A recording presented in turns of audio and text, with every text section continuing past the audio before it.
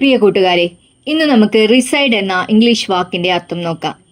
Reside എന്ന വാക്കിന്റെ അർത്ഥം താമസിക്കുക, വസിക്കുക, കുടിയിരിക്കുക, ഒരു സ്ഥലത്ത് സ്ഥിരമായോ കാലാവധിക്കോ താമസിക്കുന്ന പ്രവർത്തനം.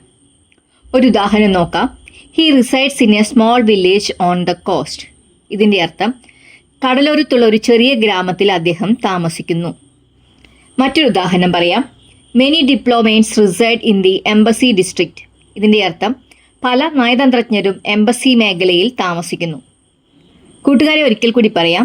റിസൈഡ് എന്ന വാക്കിന്റെ അർത്ഥം താമസിക്കുക, വസിക്കുക, കുടിയിരിക്കുക, ഒരു സ്ഥലത്ത് സ്ഥിരമായോ കാലാവധിക്കോ താമസിക്കുന്ന പ്രവർത്തനം.